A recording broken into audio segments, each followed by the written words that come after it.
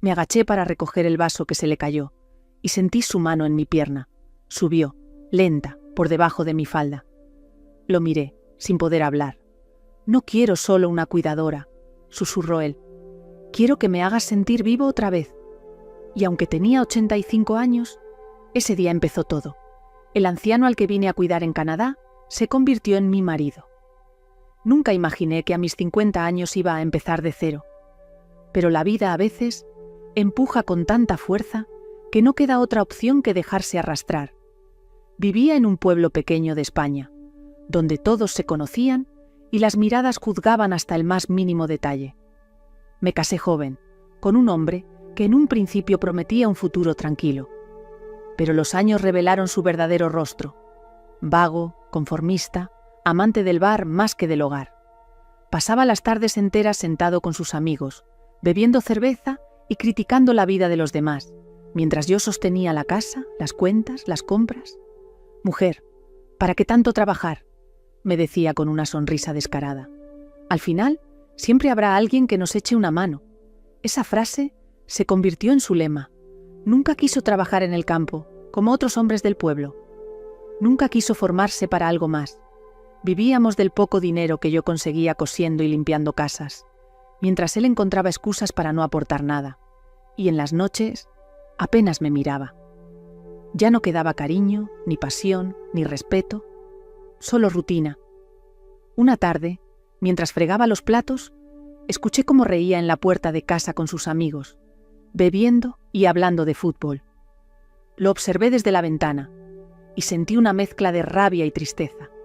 ¿Así iba a terminar mi vida? ¿Siendo invisible para el hombre que había prometido amarme?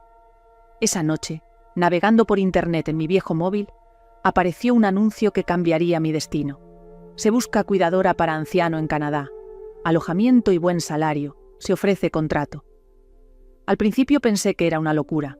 Yo nunca había viajado fuera de España, pero la idea empezó a crecer en mi mente como una semilla. ¿Por qué no? ¿Qué tenía que perder?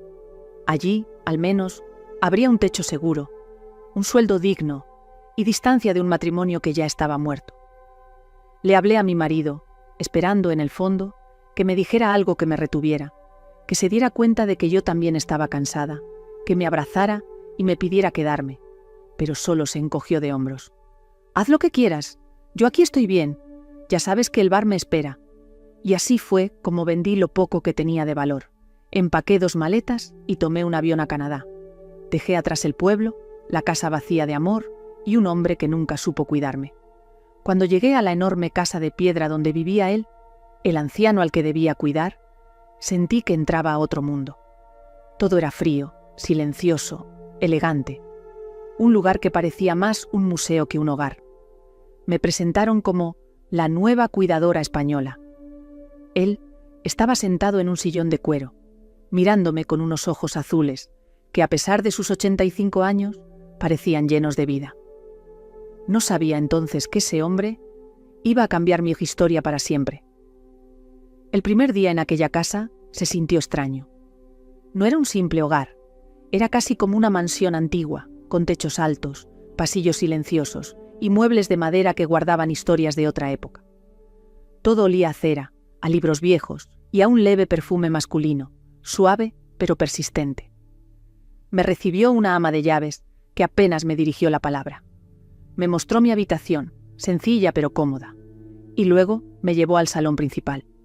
Allí estaba él, sentado en un sillón de cuero oscuro, con una manta de lana cubriéndole las piernas. Me observaba con la calma de quien ya ha vivido demasiado. Su piel era pálida y arrugada, pero sus ojos azules tenían algo magnético. Había fragilidad en su cuerpo, sí, pero su mirada transmitía poder, autoridad. Era el tipo de persona que, aunque envejecida, seguía imponiendo respeto sin necesidad de hablar. «Así que tú eres la española», dijo, con voz grave pero firme. Asentí, nerviosa. «Sí, señor, he venido a cuidarlo». Me hizo un gesto para que me acercara. Lo hice, lentamente. Entonces tomó mi mano con la suya, sorprendentemente tibia. «Aquí todos me cuidan, pero nadie me mira. ¿Tú vas a mirarme?», preguntó con una media sonrisa. No supe qué responder. Lo miré a los ojos y sentí una extraña sensación. No era atracción todavía. Era como si ese hombre, a pesar de su edad, tuviera un aura que me atrapaba. La rutina fue sencilla al principio. Le preparaba las comidas ligeras que podía tolerar, le ayudaba a caminar por el jardín, le leía algunos pasajes de libros que le gustaban y poco a poco empezamos a hablar más. Me contaba historias de su juventud, de los viajes que hizo, de la esposa que había perdido hacía años, y entre esas historias se colaban miradas que no siempre parecían inocentes. Una tarde, mientras le ayudaba a levantarse del sillón, mi falda se deslizó un poco más arriba de lo habitual. Sentí su mirada fija en mis piernas. No dijo nada, pero su respiración se volvió más profunda. Yo aparté la vista, incómoda.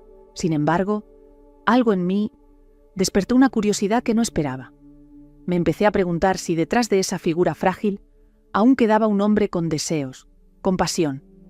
Y sin darme cuenta, empecé a elegir faldas un poco más cortas, blusas un poco más ligeras. No sé por qué lo hacía, pero lo hacía. La noche que todo cambió aún estaba lejos, pero el juego había comenzado. Era una tarde tranquila. El cielo canadiense estaba gris, cubierto de nubes que anunciaban lluvia. El anciano estaba sentado en su sillón favorito del salón, con una manta sobre las piernas.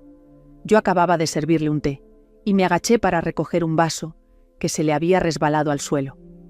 En ese instante sentí algo. Primero, un leve roce en mi pantorrilla. Pensé que había sido un accidente, quizá con su pie, pero no, era su mano. Su mano subía despacio, con una lentitud calculada. Pasó por mi rodilla y se detuvo un segundo. Lo miré, sorprendida, esperando una disculpa, una palabra, pero él no apartó la mano. Sus ojos azules estaban fijos en mí, tranquilos, pero con una chispa que me heló y me encendió al mismo tiempo. «No quiero solo que me cuides», susurró con esa voz gastada pero firme. «Quiero sentirme vivo otra vez». Su mano continuó, entrando por debajo de mi falda. Me quedé paralizada. Parte de mí pensaba que debía detenerlo, que era un anciano frágil, que esto estaba mal. Pero otra parte, sentía algo que no había sentido en años. Era vista, deseada. No dije nada, no me moví, solo lo miré. Y en ese silencio, algo invisible se rompió entre nosotros. Ya no era solo la cuidadora y el anciano. Había nacido una tensión peligrosa, inevitable. Cuando retiró la mano, como si nada hubiera pasado, solo sonrió. «Hoy te ves hermosa». Y volvió a tomar su taza de té. Yo salí del salón con el corazón latiendo fuerte. Subí a mi habitación y me miré al espejo. ¿Qué acababa de pasar? Pero lo sabía. Lo que pasó fue que una puerta se había abierto, una que no podría cerrar fácilmente. Pasaron 2 días desde aquel roce que me dejó temblando. Intenté comportarme como si nada hubiera ocurrido, pero el ambiente en la casa ya no era el mismo. Cada vez que me acercaba a él, sentía sus ojos siguiéndome, recorriéndome. Era una mirada tranquila, pero llena de un fuego que no esperaba encontrar en un hombre de 85 años. Aquella tarde estaba lloviendo. La lluvia caía constante, golpeando los ventanales como si marcara un ritmo. Él estaba en su habitación, leyendo. Entré para llevarle la medicación y cerré la puerta con cuidado para no molestar. «Hoy hace frío», dije acomodando su manta. «Hace frío afuera, pero aquí, contigo, no tanto», respondió, mirándome fijamente. Sus palabras me desarmaron. Yo, que había venido a cuidar, que tenía claro mi papel, sentí como algo en mi interior se estremecía. Me agaché para ajustar la manta a sus pies. Y entonces sucedió.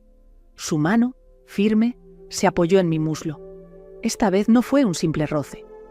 Subió con decisión, sin dudar. Lo miré, con la respiración contenida. «No digas nada», murmuró. «Solo, quédate». Me quedé. Y en ese instante, todo lo que era lógico dejó de existir. Me tomó de la mano y me guió hacia la cama. Con movimientos lentos, casi ceremoniosos, me atrajo hacia él.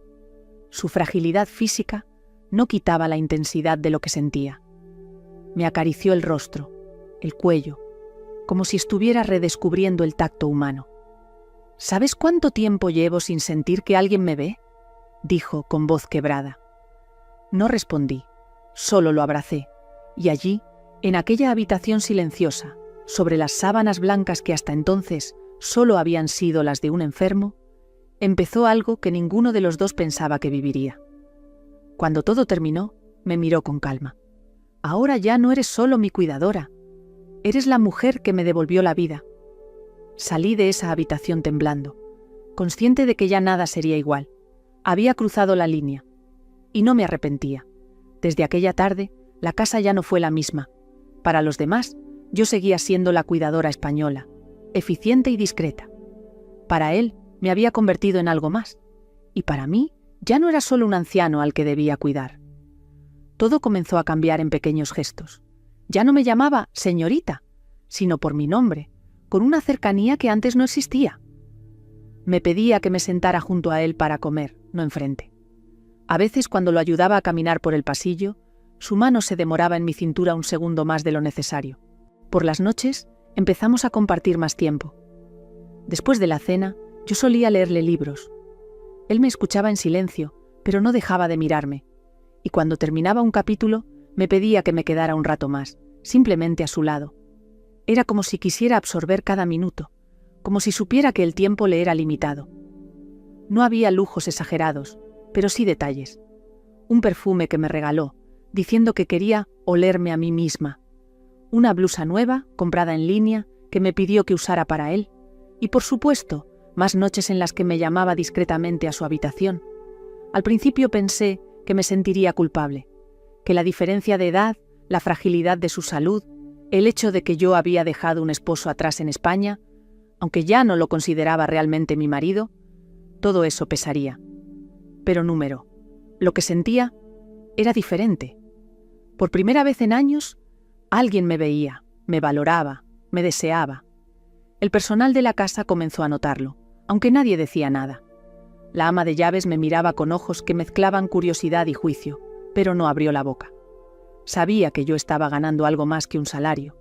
Con el tiempo, él empezó a hablar de matrimonio. Una noche, después de un largo silencio, me tomó la mano y dijo: «No quiero que seas solo alguien que estuvo aquí para mis últimos días. Quiero que seas mi esposa. Quiero que esta casa sea también tuya». Me quedé sin palabras. Me casé con él poco tiempo después, en una ceremonia íntima. Él estaba radiante, como un hombre que volvía a vivir. Y yo me sentía poderosa, pero también tranquila. Había pasado de ser la cuidadora contratada a ser la dueña del lugar. Durante 4 años viví con él. Lo acompañé en sus días buenos y en los malos. Era una vida tranquila, cómoda. Sabía que no sería eterna, que su tiempo estaba contado. Y cuando, finalmente, llegó el día en que cerró los ojos para siempre, me quedé sola en aquella casa inmensa, con el eco de su voz y un testamento que me aseguraba un futuro. Pero el destino aún no había terminado conmigo, porque en el funeral apareció él, su sobrino, y en cuanto lo vi, supe que mi historia estaba lejos de acabar. El día del funeral amaneció gris, como si el cielo canadiense entendiera la despedida. La casa estaba llena de gente que apenas había visto en todos esos años, familiares lejanos, viejos amigos, conocidos que venían más por curiosidad que por verdadero afecto. Me movía entre ellos con serenidad. Había aprendido a mantener una expresión neutra, elegante, como la viuda respetuosa que se esperaba que fuera. Por dentro sentía un vacío extraño. No era un dolor profundo, pero sí una mezcla de nostalgia y gratitud por aquel hombre que me había dado estabilidad, compañía y un lugar en el mundo. Fue entonces cuando lo vi. Entró por la gran puerta de roble, con paso firme y seguro. Era más alto que la mayoría, de complexión atlética.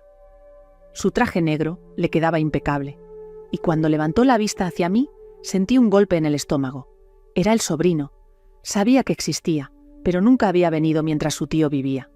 Según me contaron, trabajaba viajando por distintas ciudades y mantenía una relación algo distante con la familia. Su mirada era distinta a todas las demás en esa sala.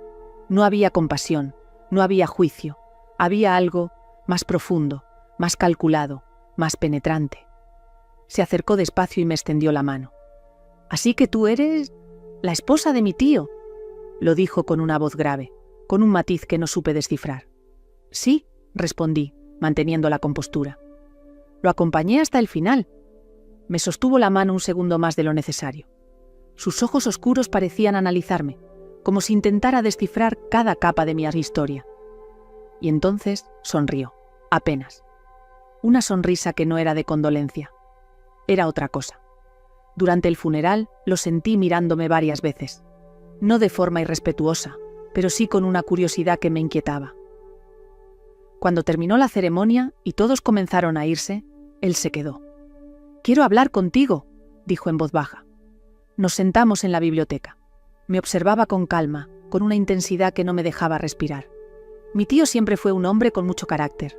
Nunca imaginé que encontraría a alguien en sus últimos años. «Fue compañía mutua», respondí, evitando entrar en detalles. Él sonrió de nuevo, pero esta vez con un brillo extraño en la mirada. «¿Y ahora? ¿Qué vas a hacer con todo esto?», preguntó, mirando alrededor la casa, las cosas, el legado. No supe qué decir, y en ese silencio incómodo sentí que algo empezaba a moverse entre nosotros. No era solo curiosidad, era algo que, de algún modo, ya estaba escrito. Esa noche me fui a dormir con su mirada clavada en mi memoria. Era la mirada de un hombre más joven, más fuerte, y con una presencia que sin querer despertaba algo que creí que ya no sentiría. El sobrino había llegado, y con él una nueva historia empezaba a tomar forma. Los días posteriores al funeral fueron silenciosos y densos. La mayoría de los familiares se marcharon rápido, pero el sobrino decidió quedarse unos días para ayudar con los asuntos legales. Lo veía en la casa, caminando por los mismos pasillos que su tío había recorrido, revisando documentos, hablando con el abogado. Yo intentaba mantener las distancias. Era consciente de que, aunque ahora yo era legalmente la viuda y heredera, él representaba a la familia de sangre, pero no podía evitar sentir su presencia cada vez que estaba cerca. Era un hombre en plena madurez, con 40 años, seguro de sí mismo, con un aire de alguien que está acostumbrado a mandar y a conseguir lo que quiere. Una tarde, mientras organizaba la ropa del difunto para donarla, él apareció en la puerta de la habitación. Se apoyó en el marco y me observó en silencio. «Es extraño verte aquí», dijo al fin. «Mi tío siempre fue reservado. Nunca pensé que compartiría su vida con alguien». «¿La soledad hace cosas inesperadas con las personas?», respondí, doblando una chaqueta sin mirarlo. «¿Y contigo qué hizo?», preguntó, dando un paso hacia adentro. Levanté la vista. Su mirada era directa, inquisitiva, pero no agresiva. Había algo en sus ojos que me hacía sentir vulnerable y al mismo tiempo desafiada. «Me dio un lugar y yo le di compañía», contesté. Se acercó un poco más, despacio, como si probara los límites. «¿Compañía?», repitió en voz baja, como saboreando la palabra. «¿Eso fue todo?». Sentí un nudo en la garganta. Había algo en su tono que no era simple curiosidad. Era como si quisiera atravesar las apariencias y llegar al fondo de mi historia con su tío. «¿Por qué preguntas eso?», dije, intentando mantenerme firme. «Porque no pareces una mujer cualquiera», susurró, acercándose un poco más. «Y porque te miro y siento que hay algo más». Mi corazón comenzó a latir con fuerza. Él estaba demasiado cerca ahora. Pude sentir su perfume, su respiración. Era un hombre completamente diferente a su tío. No había fragilidad, no había dependencia. Solo una energía intensa, joven, viva. «No deberíamos hablar de esto», murmuré, retrocediendo un paso. Pero él no se movió. Se limitó a mirarme, con una media sonrisa. «Tarde o temprano, hablaremos». Y se fue, dejándome con el pulso acelerado, con las manos temblando. Sabía que esa no sería la última vez. Había comenzado algo peligroso, algo que aún no entendía, pero que ya me arrastraba. Esa noche, al acostarme, pensé en él más de lo que debería. Y supe que, aunque me resistiera, una nueva línea estaba a punto de cruzarse. La casa estaba casi vacía. Solo quedábamos nosotros dos, y el eco de los pasillos que aún guardaban el olor de las flores del funeral. Había sido un día largo de trámites, visitas al notario y conversaciones con abogados.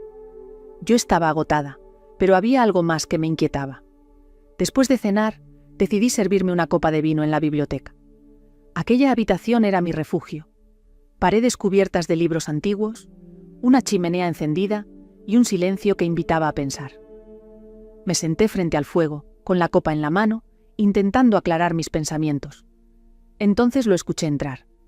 ¿Puedo acompañarte?, preguntó él con su voz grave, serena. Asentí, aunque por dentro dudé si era buena idea. Se sentó en el sillón frente a mí, pero su mirada no se apartó ni un segundo. Había algo en sus ojos, una mezcla de curiosidad y deseo que me incomodaba y me atraía a la vez. «No puedo dejar de pensar en ti», dijo de pronto, sin rodeos. Me quedé sin palabras. «Acabas de perder a tu tío», respondí, intentando mantener la calma. «No es el momento para... No me malinterpretes», se inclinó hacia adelante.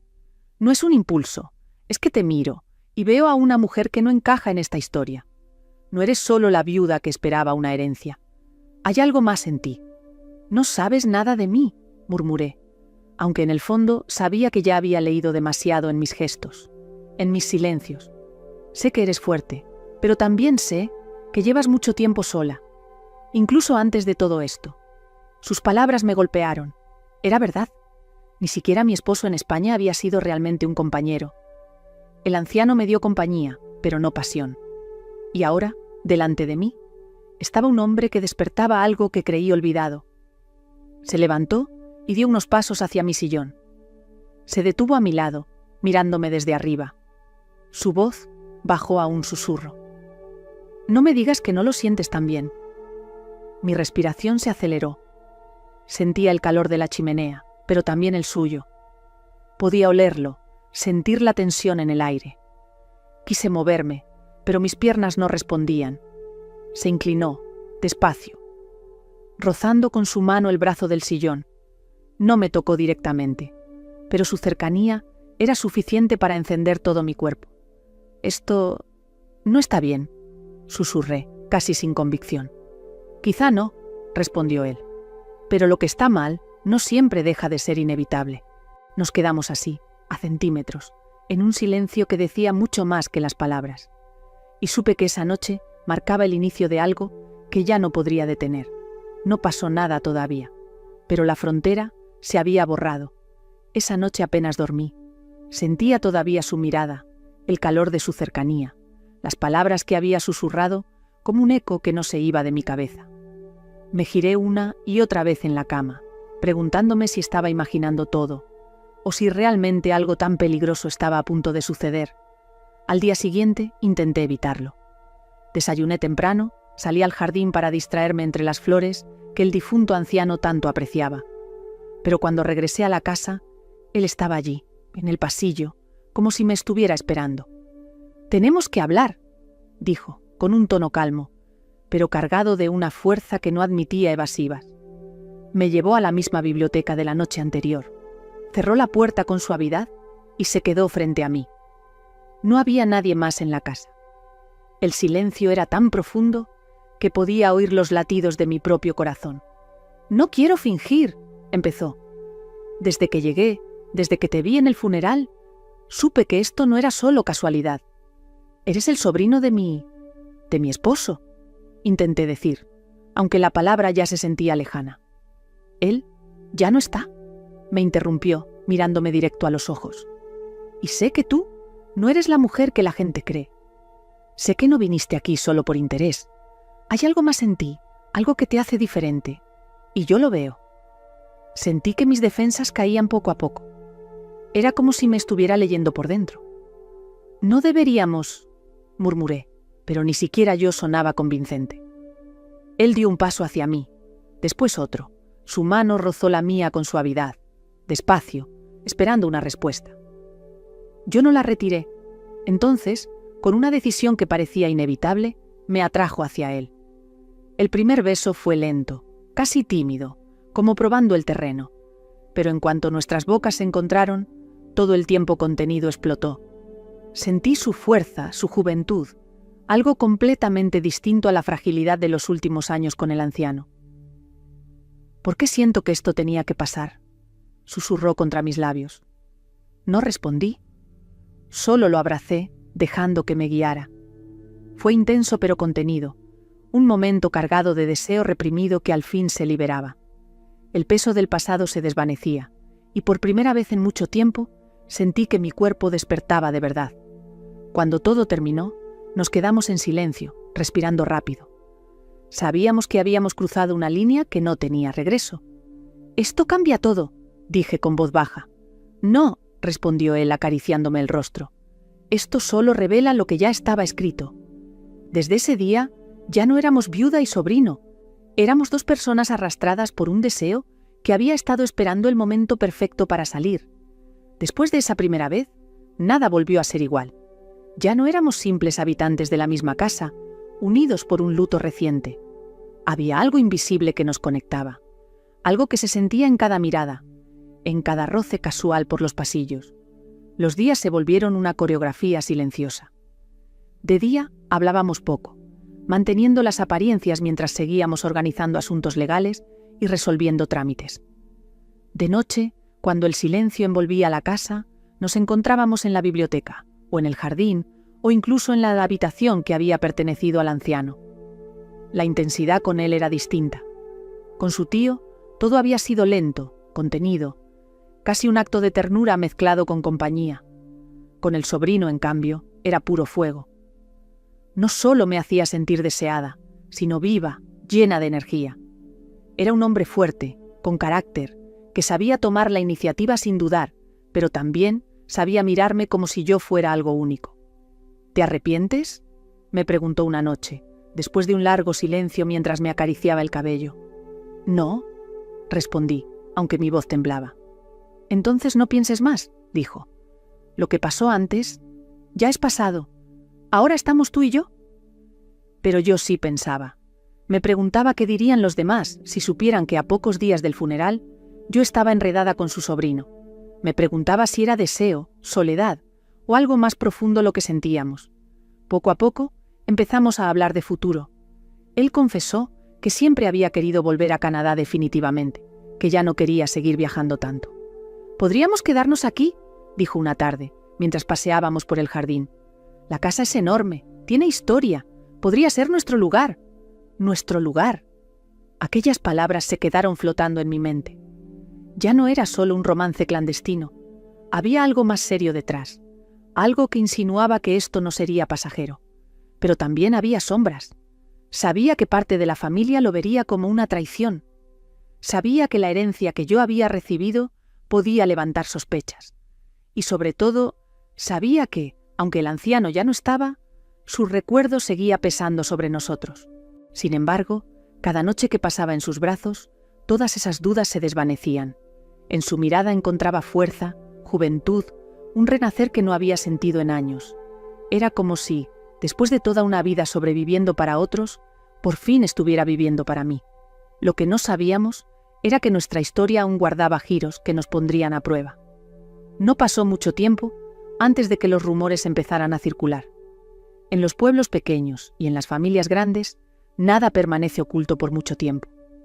Todo comenzó con una llamada. Era la prima del sobrino, una mujer con una voz fría y calculadora.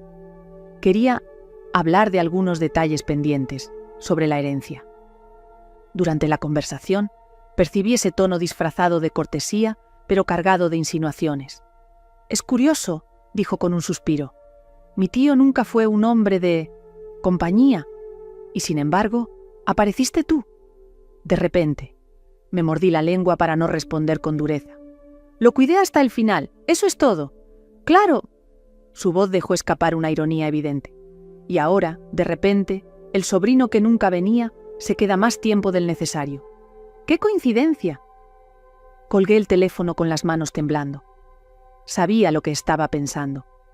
Sabía que, en su mente, yo era la viuda que había conseguido la fortuna de un anciano y que ahora buscaba algo más en la familia. Esa noche, cuando él regresó a la casa, se lo conté. Me escuchó en silencio, apoyado contra la chimenea, con los brazos cruzados.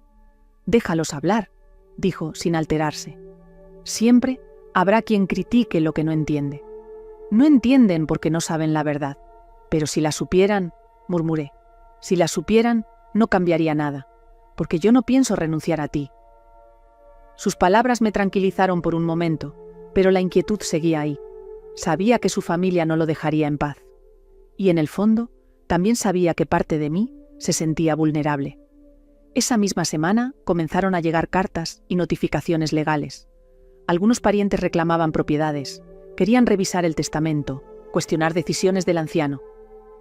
La tensión en la casa aumentaba, y con ella, nuestras noches se volvían más intensas, como si quisiéramos escapar de la realidad que nos rodeaba. Una noche, después de estar juntos, él me tomó la mano y me miró a los ojos. «¿Confiarás en mí, pase lo que pase?», preguntó. «Sí», respondí, aunque una parte de mí tenía miedo. «Entonces no importa nada más», susurró. Pero algo en su mirada me dijo que también él estaba pensando en las consecuencias. Y por primera vez sentí que estábamos entrando en un terreno peligroso que no solo dependía de nosotros. La casa, que antes había sido silenciosa y casi pacífica, empezaba a llenarse de llamadas, visitas inesperadas y cartas con sellos oficiales. Y en medio de todo eso, nuestro amor prohibido ardía más fuerte que nunca. El primer enfrentamiento no tardó en llegar. Una tarde, mientras organizaba documentos en la biblioteca, escuché el sonido de un coche que se detenía frente a la casa. Me asomé por la ventana y vi bajar a 2 personas. La prima que me había llamado días atrás y un hombre que supuse era su esposo. Venían con rostros serios, con esa determinación de quien no viene a visitar, sino a reclamar. Entraron sin mucha ceremonia. «Necesitamos hablar», dijo ella sin siquiera saludar. Su mirada recorrió la casa con un aire de desdén. «Queremos ver los papeles». «¿Qué papeles?», pregunté, intentando mantener la calma. «El testamento, todo lo que mi tío dejó.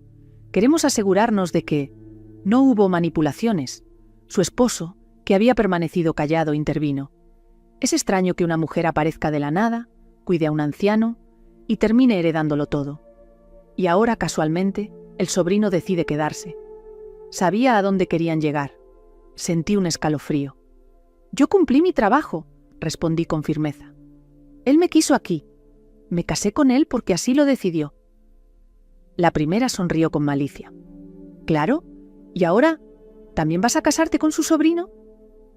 Antes de que pudiera responder, escuchamos pasos en el pasillo. Él apareció, tranquilo, pero con una mirada dura. Se detuvo al lado mío y la tomó de la mano. «¿Qué están haciendo aquí?», preguntó con voz fría. «Defendiendo lo que es de la familia», replicó la prima. «¿O vas a negarme que algo extraño pasa aquí?». Él dio un paso hacia ella. Su presencia imponía. «Lo que pasa aquí no es asunto de nadie más que de nosotros. El testamento es legal, todo está en orden, y respecto a lo que tú insinúas, no te atrevas». La primera lo miró con furia, pero entendió que no iba a sacar nada de aquella conversación. Se dio la vuelta bruscamente. «Esto no termina aquí», dijo antes de salir. Cuando el coche se alejó, quedamos en silencio. Yo respiraba agitada. Él me miró y me tomó del rostro con suavidad. «¿Ves? Ya empiezan». «Tengo miedo», admití por primera vez. «No tengas miedo, estoy aquí. Pase lo que pase, no voy a dejarte». En ese momento sentí que el lazo entre nosotros se volvía aún más fuerte.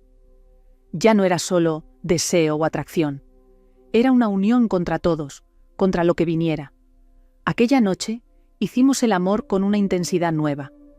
No era solo pasión, era como sellar una promesa silenciosa. Sabíamos que las cosas se pondrían difíciles, pero también sabíamos que ya no había vuelta atrás. La batalla apenas comenzaba. Los días siguientes se llenaron de miradas y silencios cargados. La familia no volvió en persona, pero empezaron a llegar más cartas, más notificaciones. Intentaban revisar todo, cuestionar hasta el más mínimo movimiento que el anciano había hecho antes de morir. Era como si quisieran encontrar cualquier resquicio para quitarme lo que ahora era mío, nuestro. Mientras tanto, nuestra relación con el sobrino se volvía cada vez más intensa, más cercana. Ya no era solo deseo. Había algo más profundo. Nos despertábamos juntos, compartíamos las comidas, hablábamos de planes, de viajes que algún día haríamos cuando todo aquello terminara. ¿Alguna vez soñaste con empezar de cero?, me preguntó una tarde mientras paseábamos por el jardín. «Toda mi vida», respondí mirándolo a los ojos. «Entonces, cuando todo esto se calme, nos iremos. Dejaremos esta casa y buscaremos otro lugar solo para nosotros». Esas palabras me dieron fuerzas para soportar la presión. porque afuera la tensión seguía creciendo. La prensa local se enteró del testamento. Un titular en un pequeño diario insinuaba que la viuda española había conquistado al anciano millonario en sus últimos días. No era la primera vez que escuchaba rumores de ese tipo, pero verlo escrito me dolió. «Deja de leer esas cosas», me dijo él, quitándome el periódico de las manos. «La gente siempre necesita un villano para sus historias. Hoy eres tú, mañana será otro». En la casa, la complicidad se volvió nuestra fortaleza. Cada momento juntos se sentía como un refugio, un espacio donde el mundo exterior no podía alcanzarnos. A veces, por las noches, simplemente nos sentábamos junto a la chimenea, sin hablar, solo disfrutando de la calma que teníamos mientras el resto del mundo murmuraba. Pero esa calma era frágil. Sabíamos que en cualquier momento podía romperse. Cada vez que sonaba el teléfono, cada vez que llegaba una carta, sentía un nudo en el estómago. Una noche, mientras cenábamos, él tomó mi mano sobre la mesa. «No importa lo que hagan, no importa lo que digan», susurró. «Lo único que importa es que tú y yo estamos juntos». Lo miré y supe que tenía razón. El resto era ruido, lo que sentíamos era real. Sin embargo, en el fondo, había algo que me inquietaba. ¿Hasta dónde estaríamos dispuestos a llegar para proteger lo que teníamos? Y entonces recibimos una nueva carta. Esta vez no era un simple reclamo. Era una citación oficial. La familia había decidido llevarnos a los tribunales. Nuestra historia de amor prohibido estaba a punto de enfrentar su mayor prueba. La carta llegó una mañana fría, sellada con un sobre oficial. La abrí con manos temblorosas. Dentro, un lenguaje seco y directo. Citada a declarar sobre la validez del testamento. La familia había iniciado un proceso para impugnarlo, alegando influencia indebida sobre el anciano en sus últimos años. Sentí que el aire me faltaba. De pronto, toda la estabilidad que había construido se tambaleaba. Me imaginé frente a un juez, escuchando cómo me llamaban interesada, cazafortunas, mentirosa. Cuando él llegó y me encontró con la carta en la mano, leyó todo en mi rostro antes de que pudiera decir una palabra. «¿Ya empezaron?», murmuró, con un tono que mezclaba rabia y determinación. Sabía que no se iban a quedar quietos. «¿Y si ganan?», pregunté en voz baja con miedo. «¿Y si lo pierdo todo?». Él se acercó y me sostuvo el rostro con sus manos. Su mirada era firme, como siempre. «No vas a perder nada porque no vas a estar sola. Yo estaré contigo en cada paso. Si quieren guerra, la tendrán». Pasamos el resto del día revisando documentos, hablando con abogados, preparando todo para la audiencia. Pero al caer la noche, cuando la casa volvió al silencio, nos miramos y entendimos que necesitábamos algo más que papeles para soportar lo que venía. Necesitábamos sentirnos vivos. Esa noche nos refugiamos el uno en el otro con más intensidad que nunca. Cada beso, cada caricia, era como una promesa silenciosa de que no importa cuántos vinieran contra nosotros, no nos soltaríamos. Fue diferente. No era solo pasión, era casi un acto de resistencia. Al día siguiente, la prensa local ya hablaba del escándalo. La viuda española y el sobrino en medio de una disputa millonaria. Los rumores crecían, y con ellos las miradas de la gente cuando salíamos a la ciudad. Pero curiosamente, todo ese caos nos unía más. Pasábamos las tardes planeando cómo reorganizar nuestras vidas. Hablábamos de vender propiedades, de mudarnos a otro país, de empezar de cero sin que nadie nos juzgara. «Cuando todo esto termine, quiero llevarte lejos de aquí», me dijo una noche, mirándome como si ya lo viera todo resuelto. «Un lugar donde nadie nos conozca». «¿Y si no termina?», pregunté, sintiendo el peso de la incertidumbre. «Entonces seguiremos luchando, juntos». Y en ese momento comprendí que la verdadera herencia no era la casa ni el dinero. Era él. Era lo que habíamos construido a pesar de todo. Pero lo que no sabíamos era que, en medio de esa batalla legal, surgiría algo inesperado que cambiaría aún más nuestro destino. Porque esa misma semana recibí una noticia que jamás imaginé.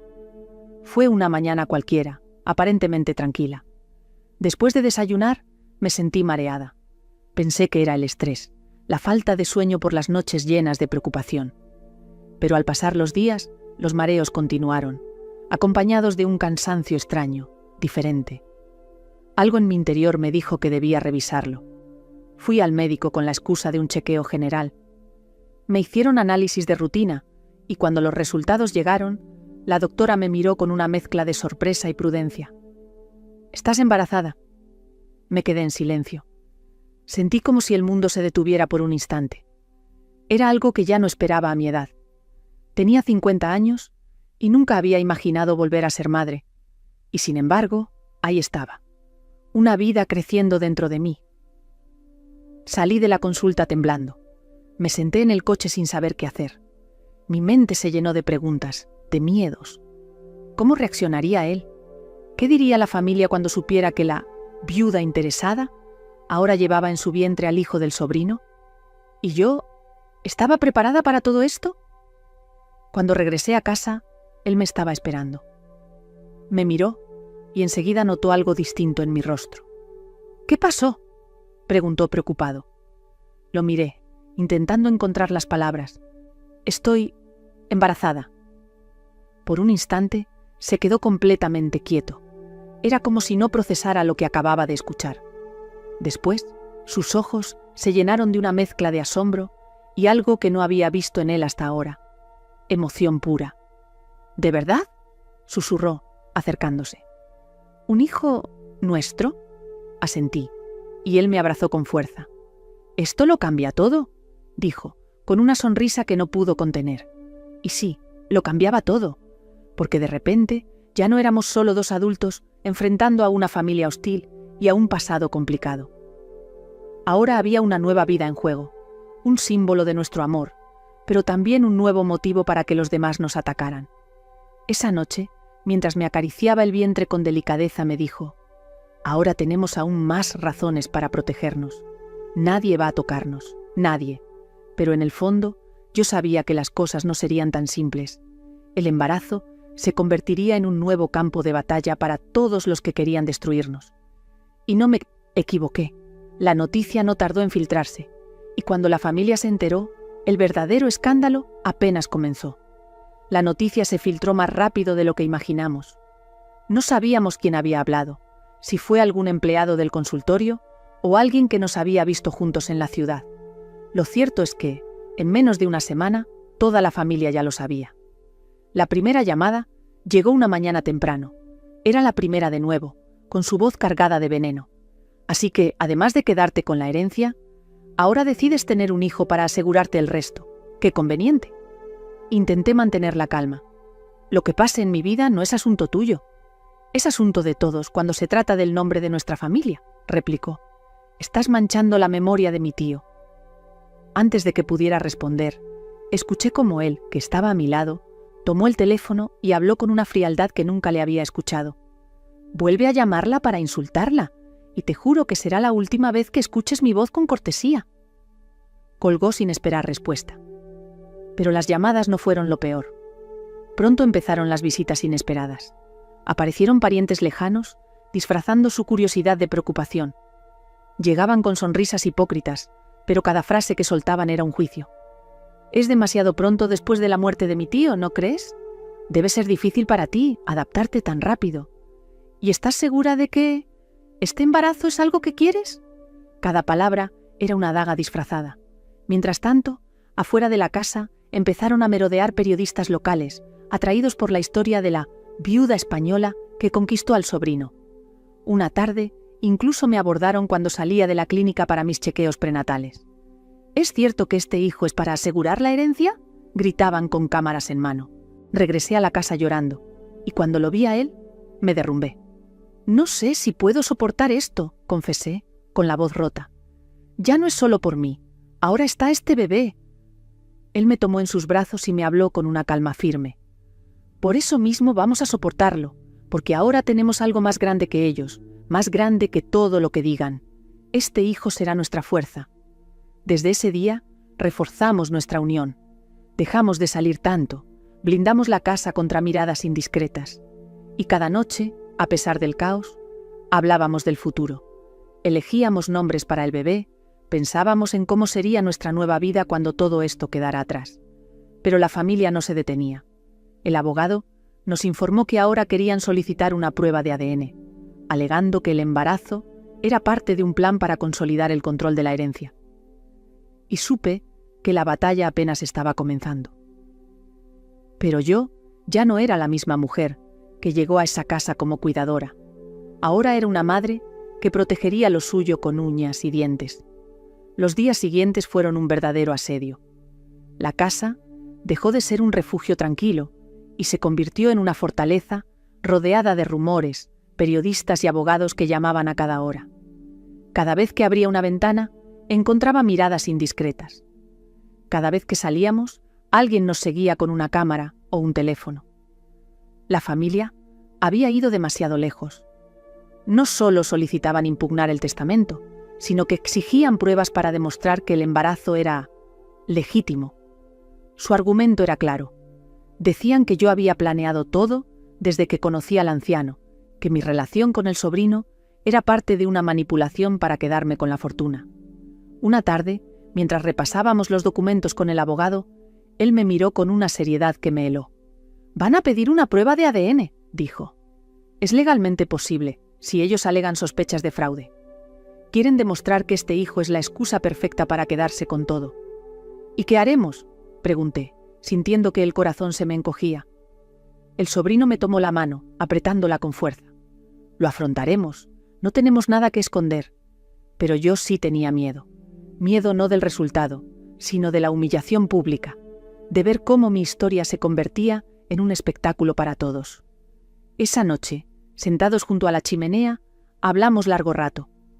Él me miró con esa intensidad que siempre me hacía sentir segura. «¿Quieres que nos vayamos?», preguntó.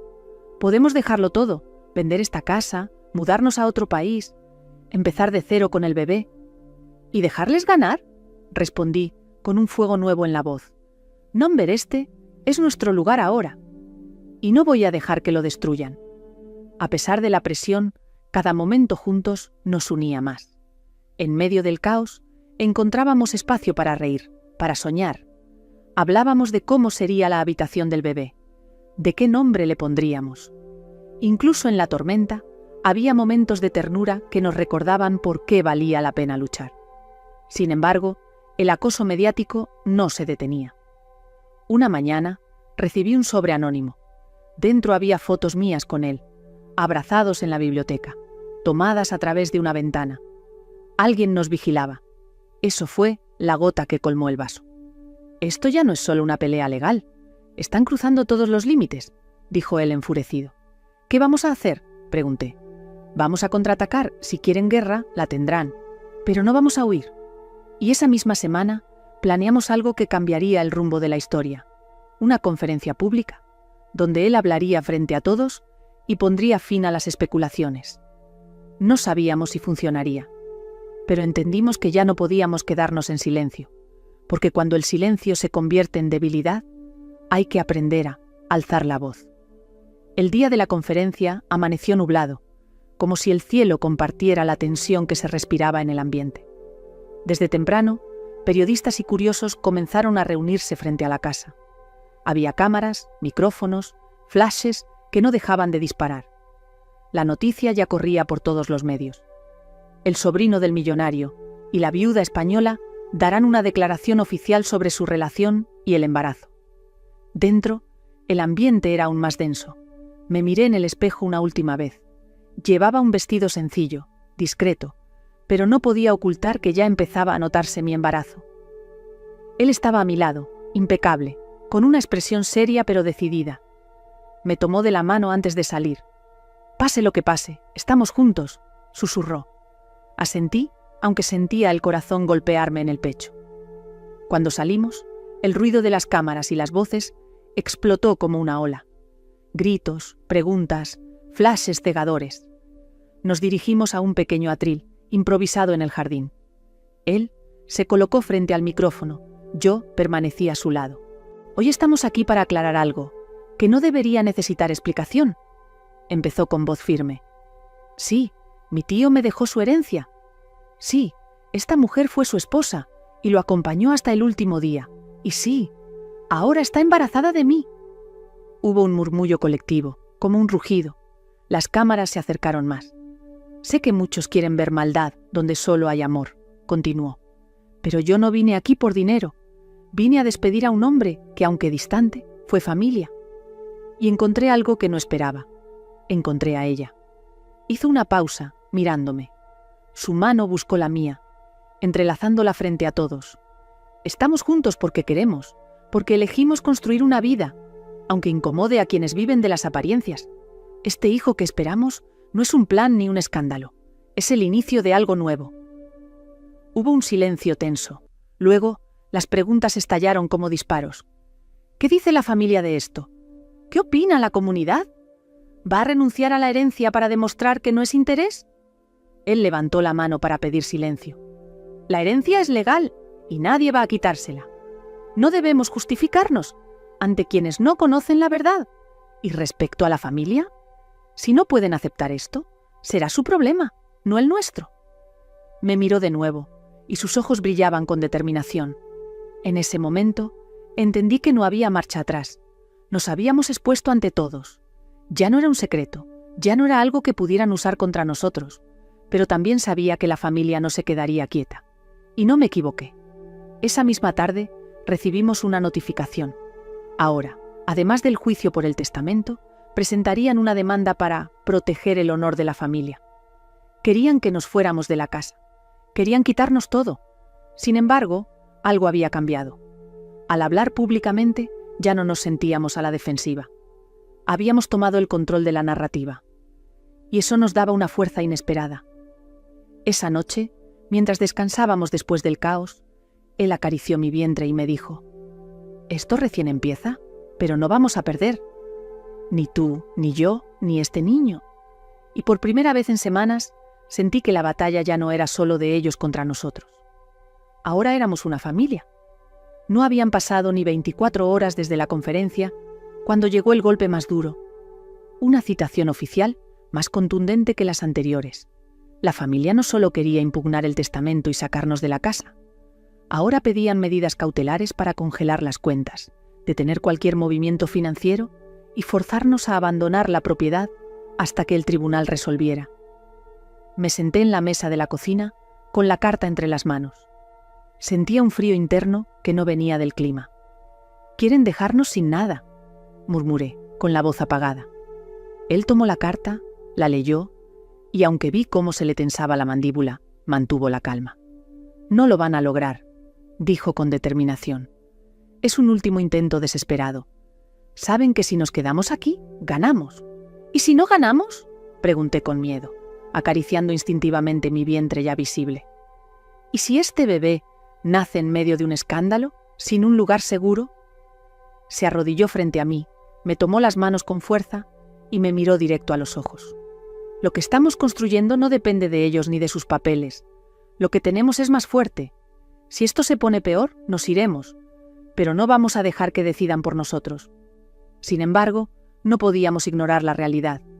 Cada movimiento estaba siendo vigilado.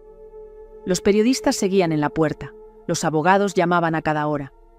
La casa, que había sido símbolo de poder y refugio, comenzaba a sentirse como una prisión. Esa noche, mientras nos abrazábamos en la habitación, hablamos con más sinceridad que nunca. «Podríamos vender todo, ¿sabes?», le dije con un suspiro. «Dejarles esta casa, el dinero, lo que tanto desean, irnos a un lugar pequeño, lejos de todo esto». Él guardó silencio por unos segundos. Luego me acarició el rostro y sonrió apenas. «Podríamos hacerlo, pero no sería justo. No luchamos para que ellos ganen por cansancio. Esta casa era de mi tío. Él la quiso para ti. Y este hijo merece heredar algo limpio, no robado por quienes nunca lo cuidaron». Sus palabras me hicieron entender que rendirse no era una opción, no solo por nosotros, sino por el hijo que venía en camino. Al día siguiente, tomamos una decisión que cambió el curso de todo. Convocamos a nuestro abogado y firmamos una contraofensiva legal, una demanda por acoso, difamación y hostigamiento familiar. Íbamos a exponer cada movimiento sucio que habían hecho desde la muerte del anciano. Fue un movimiento arriesgado. Al declarar la guerra abiertamente, sabíamos que ya no habría reconciliación, pero también era la única manera de detenerlos. Mientras firmaba los documentos, sentí algo nuevo dentro de mí, una fuerza que no conocía. Ya no era solo la cuidadora que llegó desde España, ni la viuda enlutada, ni la amante secreta. Ahora era una mujer que estaba dispuesta a proteger lo suyo con todo lo que tenía. Esa noche, después de días de tensión insoportable, salimos juntos al jardín, miramos las estrellas y por primera vez en mucho tiempo respiramos en paz. ¿Sabes?, me dijo mientras acariciaba mi vientre. Este niño no solo nos une, también nos está enseñando a pelear por algo más grande que nosotros. Sonreí, apoyando mi cabeza en su hombro. Sí, teníamos miedo. Sí, había incertidumbre, pero también había amor. Y eso era lo que nos mantenía firmes. Lo que ninguno de los dos sabía era que la familia no iba a detenerse tan fácil. Su siguiente movimiento sería aún más peligroso. Creíamos haber visto todo, pero subestimamos hasta dónde podían llegar. Una tarde, mientras él estaba en una reunión con el abogado, yo me quedé sola en la casa. De pronto, escuché un coche detenerse en la entrada. Me asomé y vi a 2 hombres trajeados bajando con paso decidido. Llamaron a la puerta con fuerza. «Venimos de parte del tribunal», dijo uno de ellos mostrándome un documento oficial. «Traemos una orden de inspección». Me quedé helada, no sabía qué hacer. Les pedí que esperaran, pero ellos insistieron en entrar. Revisaron cada rincón de la casa, abriendo cajones, tomando fotos, como si buscaran algo que pudiera incriminarme. «¿Qué buscan exactamente?», pregunté, conteniendo la rabia. «Pruebas de que la relación entre usted y el difunto fue irregular», respondió uno de ellos sin mirarme. «Cualquier documento, carta o evidencia que respalde las acusaciones de la familia». Me sentí humillada. Era como si quisieran desenterrar hasta lo más íntimo, convertir mi vida en un expediente. Cuando él regresó y los encontró, su rostro cambió de inmediato. Se puso delante de mí como un escudo. «Salgan ahora mismo», ordenó con un tono que no admitía réplica. «Esto es acoso, y lo van a pagar caro». Los hombres se marcharon, pero dejaron la casa revuelta y mi ánimo destrozado. Yo me senté en la sala, con las manos en el vientre, sintiendo una mezcla de rabia e impotencia. «¿Ves hasta dónde han llegado?», le dije con la voz quebrada. «No les basta con difamar, ahora vienen a invadir nuestra casa». Él se arrodilló frente a mí, me acarició las manos y habló con una calma contenida.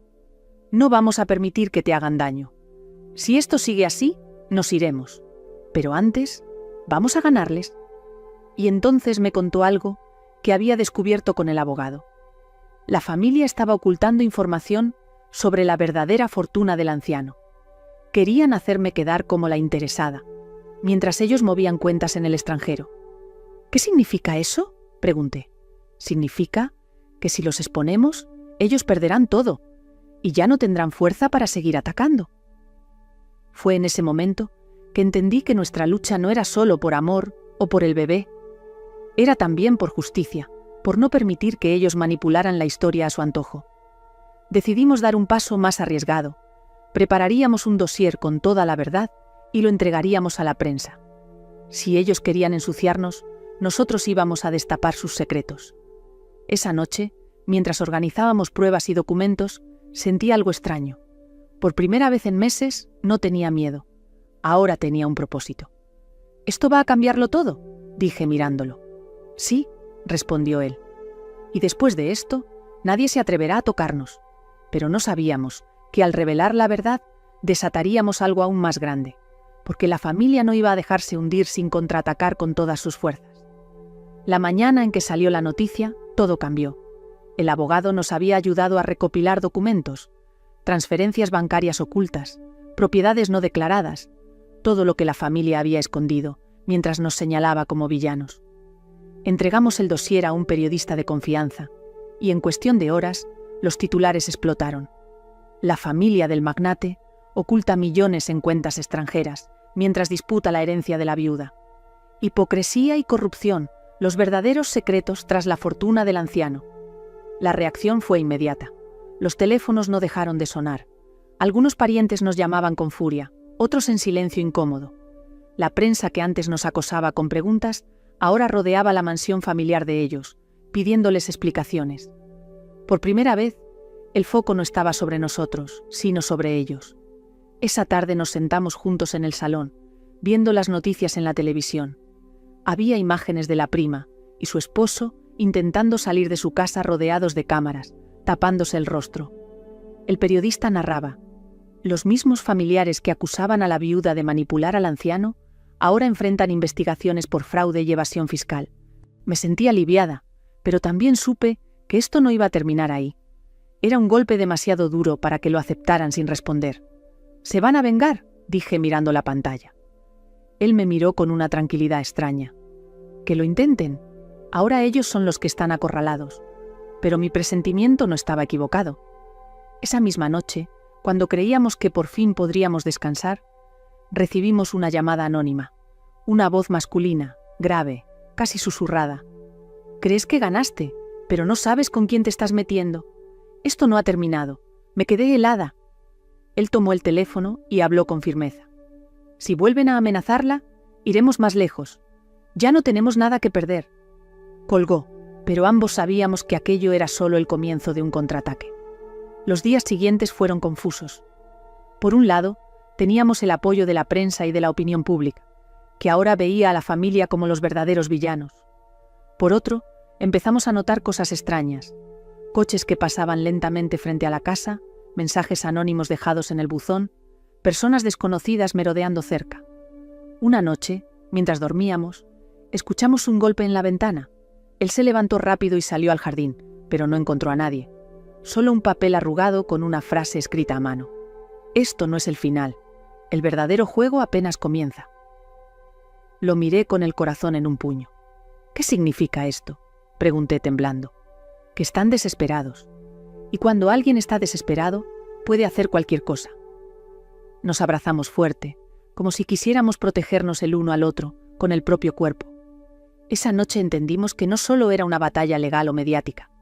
Ahora había algo personal, y el peligro podía volverse real. Sin embargo, también sabíamos que no podíamos dar marcha atrás. Habíamos llegado demasiado lejos, y ahora teníamos más razones que nunca para resistir. El bebé que venía en camino, nuestro amor, nuestra dignidad. Y entonces, en medio de toda esa tensión, ocurrió algo que nadie esperaba. Una revelación inesperada sobre el pasado del anciano que cambiaría por completo el rumbo del conflicto. La revelación llegó de la forma más inesperada. Una mañana, el abogado apareció en la casa con un sobre grueso y una expresión de asombro que no pudo ocultar. Nos sentamos en la biblioteca y con voz grave nos dijo: «Hay algo que nunca salió a la luz, algo que el anciano dejó guardado en una caja de seguridad». Lo miramos sin entender. «¿Qué es?», preguntó él, inclinándose hacia adelante. El abogado abrió el sobre y colocó sobre la mesa varias cartas amarillentas, cuidadosamente dobladas. Son cartas que él escribió hace más de 20 años, dirigidas a un hijo ilegítimo. Me quedé helada. «¿Un hijo?», susurré. «Sí», asintió el abogado. Nunca lo reconoció oficialmente, pero estas cartas dejan claro que existía. Y aquí viene lo importante. Ese hijo es el verdadero heredero legal de la mayor parte de la fortuna. El silencio se hizo pesado en la habitación. «¿Dónde está ese hijo?», pregunté, con un nudo en la garganta. «Lo hemos localizado. Vive en otra ciudad. Y está dispuesto a venir».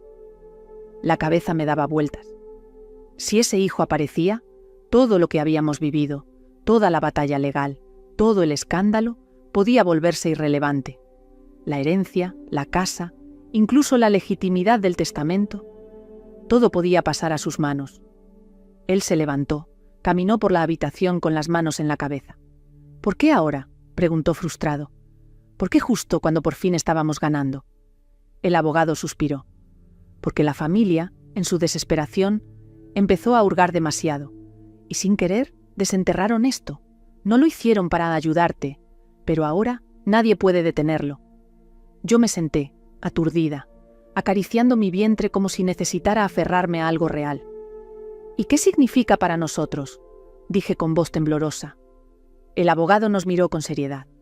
«Significa que ese hombre puede reclamarlo todo, y si lo hace, legalmente tendrá prioridad sobre cualquier disposición del testamento». Las horas siguientes fueron de caos. Él estaba enfurecido, yo no podía dejar de sentir una mezcla de temor y resignación. Parecía que el destino se burlaba de nosotros. Pero al caer la noche, mientras hablábamos en la habitación, algo cambió. Él tomó mis manos y dijo: «No podemos vivir con miedo a lo que venga. Si ese hombre aparece y quiere la herencia, que la tome. Lo único que no podrán quitarnos es lo que tenemos aquí». Señaló mi vientre. «Este bebé es nuestro futuro. Lo demás es solo dinero». Lo abracé con lágrimas en los ojos, porque tenía razón. En medio de tantas luchas, habíamos olvidado lo esencial. Al día siguiente, recibimos la confirmación. El hijo ilegítimo del anciano había aceptado venir, y quería conocernos. Lo que no sabíamos era que su llegada no solo redefiniría la herencia, traería consigo un nuevo conflicto, una nueva historia, y una decisión que cambiaría nuestro destino para siempre. El día que llegó el hijo del anciano, la atmósfera estaba cargada de una tensión casi insoportable. Sabíamos que su presencia podía derrumbar todo lo que habíamos defendido, pero también había una extraña curiosidad por conocer a ese hombre que, sin proponérselo, tenía el poder de decidir nuestro futuro.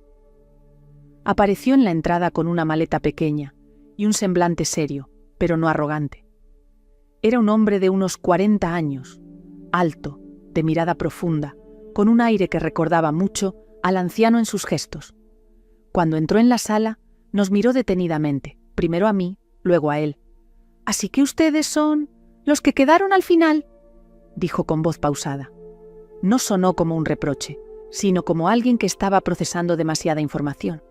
«¿Y tú? Eres mi primo, supongo», añadió, mirando al sobrino con una media sonrisa irónica. Él asintió, cruzando los brazos. «¿Y tú? ¿Eres el hijo que nunca mencionaron?». Se hizo un silencio denso. Yo respiré hondo y decidí intervenir. «No esperábamos esta situación, pero si has venido, significa que quieres entender». El hombre me miró con calma. «He leído las cartas de mi padre. Sé que nunca quiso reconocerme oficialmente, pero también sé que no los engañó. Todo esto no es culpa de ustedes». Sus palabras me sorprendieron. No había resentimiento en su tono, solo una especie de cansancio resignado. «Entonces, ¿qué vas a hacer?», pregunté con un nudo en la garganta. Se sentó frente a nosotros, sacó de su maletín algunos papeles y los dejó sobre la mesa. «Vine porque quiero cerrar este capítulo de una vez. No vine a quitarles nada. No quiero su casa, ni su herencia. Tengo mi vida hecha. Solo vine a reclamar lo único que siempre me negó: la verdad». Sentí un alivio profundo, como si me hubieran quitado un peso del pecho. Él, en cambio, lo miraba con cierta desconfianza. «¿De verdad vas a dejar todo como está?», preguntó incrédulo. El hombre asintió. «Sí, lo que mi padre decidió antes de morir es asunto suyo». «Yo solo quería mirarte a los ojos», dijo dirigiéndose a mí, «y asegurarme de que no fuiste parte de un juego». Lo miré con sinceridad. «No lo fui. Llegué aquí solo para cuidarlo. Lo que pasó después, nadie lo planeó». Él me sostuvo la mirada unos segundos. Luego sonrió débilmente. «Entonces, me basta con eso». Se levantó, estrechó la mano de su primo y se preparó para irse. Antes de salir, se giró hacia nosotros. «Cuida bien de lo que tienen. No dejen que la familia los destruya. Ellos no saben lo que es el amor verdadero». Y así se marchó, sin reclamar nada, sin levantar un nuevo conflicto. Por un instante sentí que todo terminaba ahí, que la tormenta, al fin, se calmaba. Pero la tranquilidad no duró mucho, porque liberados de ese temor, la familia decidió jugar su última carta. Una acusación directa contra mí, asegurando que había manipulado al anciano y falsificado documentos para casarme con él. La última batalla estaba por empezar. Creímos que, tras la visita del hijo ilegítimo y su decisión de no reclamar nada, la familia por fin se rendiría. Pero número. En su desesperación, arremetieron con algo aún más sucio, una demanda por fraude y manipulación, acusándome de haber seducido al anciano cuando ya no estaba en pleno uso de sus facultades. La notificación llegó en un sobre grueso, sellado con el logo de un bufete caro. Mientras lo abría, sentí un nudo en el estómago. Las palabras eran como golpes: manipulación afectiva, abuso de confianza, coacción para alterar el testamento. Me senté en silencio, con la vista fija en el papel. Él tomó la demanda, la leyó rápidamente y su rostro se endureció. «Esto ya no es solo maldad, es puro odio», dijo con rabia contenida. «No les bastó con quedar expuestos, quieren destruirte por completo». «¿Y si lo logran?», susurré, sintiendo el miedo treparme por la espalda. «¿Y si pierdo todo? ¿Y si pierdo a este bebé por el estrés?». Se arrodilló frente a mí, me acarició las mejillas y me habló con firmeza. «No vamos a perder, y no vas a estar sola. Vamos a demostrarles que no pueden inventar mentiras y salirse con la suya». El abogado vino esa misma tarde. Trajo consigo pruebas, declaraciones de médicos, registros legales del matrimonio con el anciano. Todo estaba en orden. «No tienen caso, solo ruido», aseguró. «Pero esto será largo. Van a usar todos los recursos para alargar el proceso». Esa noche apenas pude dormir. Soñaba con tribunales, con voces acusándome, con la mirada fría de los familiares. Cuando desperté, él estaba sentado junto a la cama, mirándome con ternura. «Confía en mí», dijo suavemente. «Yo te protegeré». Los días siguientes fueron un verdadero infierno mediático. Titulares como «La viuda acusada de manipular a un anciano vulnerable» llenaron las redes. A la salida del mercado, la gente murmuraba. Algunos me miraban con compasión, otros con desprecio. Pero en medio de esa tormenta, también hubo algo inesperado. Personas que se pusieron de nuestro lado.